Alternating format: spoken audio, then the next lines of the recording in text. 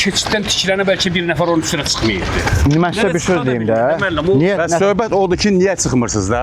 Qardaş, hündürdə çıxana, o sumka ilə necə çıxsın? Bəs, anam, bir dəqiqə göstərirəm də, bəs buradan qatar gəlib Allah, sizi vursa necə olacaq onda, yaxşı? Onu gözləyirik. Necə gözləyirsiniz? Bax, bu yaxınlarda Saray Körpüsünün altında, Novxan istiqamətində bir dənə kişini qatar vurdu, öldürdü. Ayağı bir yana düşmüşdü, başı bir yana düşmüşdü. Bax, dünənlər sırağa gümrük böyük tədbir keçirmişik. Qapılar bir-bir dövmüşük, qapılar bir-bir zamanatdan mühariflərini söhbətə aparmışıq. Sizin neçə yaşınız var üzr istəyirəm? Mənim 54. 54 yaşında bir azca vətəndaş belə danışırsa, bir bu məktəb uşağa nə deyək biz o uşağa? Yox, mən yəni Yox, siz onu deməlisiniz ki, bu keçidlər tikilərkən burada mütəxəssislər işləyir. Elm adamları işləyir ki, kilometrajə qədər hesablayım ki, bu harda olsa daha rahatdır. Orada ərazi genişdir deyə onu ora sala bilir. Burada naqillər və s. var. Amma hər bir halda dövlət pul xərcləyib, onu tikib ki, siz oradan rahat keçəsiniz. Uzaq başı olsun orada 50 metr. Yox, müəllim, belə bir söz danışım. Gəlin bir yerdə gedək. Bax, bir yerdə gəlin gedək.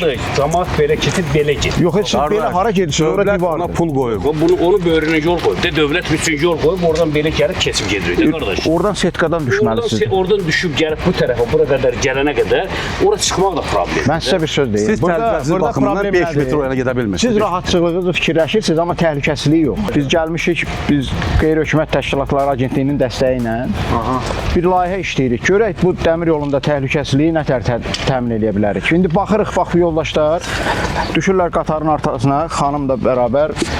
Keçid də yaxınlıqda var. Aydındır. Siz bir ağsaqqal kimi bizə nə deyə bilərsiniz? Bu camaat keçidə niyə getmir? Hardan gedək? Bu da keçid. Gedək də. Bəs axı deyir, yoruluruq, ora gedəndə ayağımız ağrır. Bəs qatar vuranda necə olur? Qatar vurub öldürəndə heç nə. Heç kim ona cavab verir. Ən yaxşı variant nədir? Keçsən keçmək. Da qardaş, ağsaqqalı eşit də.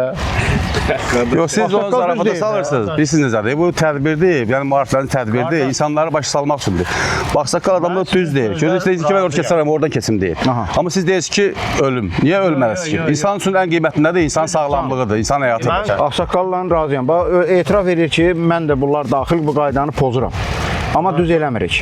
İndi bu dövlət əziyyət çəkib, pul xərcləyib o keçidi tikib. Gedəcək, keçəcək. İndi keçiddən keçməyə gedirsiniz. Bəli. Sizlə bərabər gedə bilərik biz də. Neysə, gəlin gedək. Sən mənə inamım yox. Yox, elə söhbət edirik, gedək. Burada yaşayan adamsız, maraqlıdır, bir iki sualım olacaq yolda. Ağsaqqal gedir, arxasınca da biz gedəcəyik. Gəl siz də qardaş, siz də keçin ora. Keçək, sonra Siz keçin, siz keçin. Bax, görürsünüz ona baxın, fikir verin ora.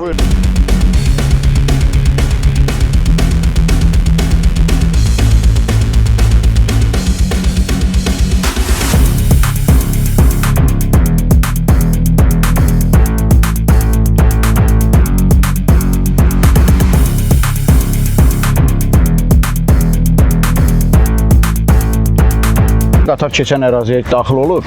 Bu setkanı buradan dağıdıblar artıq. Bax, bunu qopardıblar. İndi yoldaşlar məlumat verir ki, qaynaqla bərkidilmiş zona olur.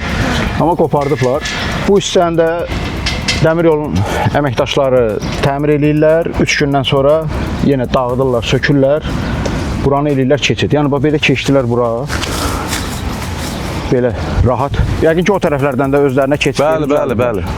Dəfələrlə bu düzəldir, amma xeyri yox. Budur, dəmir yolunda təhlükəsizlikdən danışırıq. İnsanlar bəzən bunu zarafata salırlar, gülməklə qarşılayırlar. Amma burada nə zarafatlıq, nə gülüşlük bir şey yox. Çünki qatar üstündən keçəndə bayaq da qeyd olundu, hansısa bölgədə bir nəfərin üstündən keçib 2 yerə bölür adamı. Yəni bunun ən yaxşı halı budur.